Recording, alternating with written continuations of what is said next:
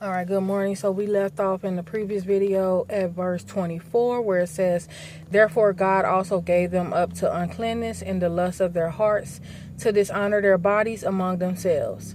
Verse 25, "Who exchanged the truth of God for the lie, and worshipped and served the creature rather than the Creator, who was blessed forever. Amen." Verse 26, "For this reason God gave them up to vile passions. For even their women exchanged the natural use for what is against nature. Likewise also the men, leaving the natural use of the woman, burned in their lust for one another, men with men, committing what is shameful, and receiving in themselves the penalty of their error which was due.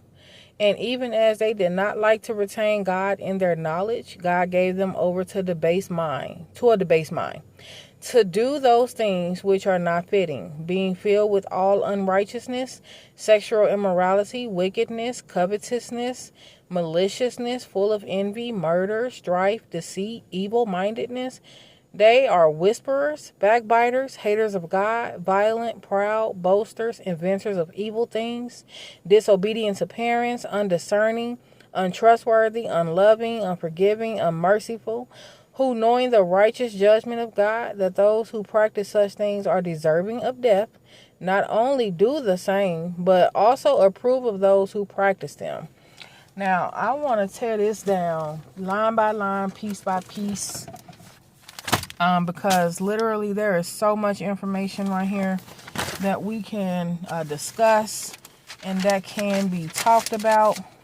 And I know I'm going to have to do a whole bunch of these shorts in order to get it all out. So let's just start right here. We're going to talk about where it talks about wrath. What is wrath? Wrath is extreme anger. And if you remember reading in verse 18, the very first, the third word says, "For the wrath of God is revealed from heaven against all ungodliness and unrighteousness of men."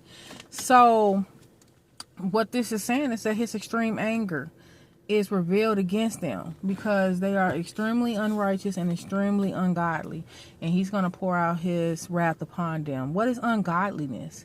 That is impiety, wickedness, or general disregard for God, his commands, and his worship.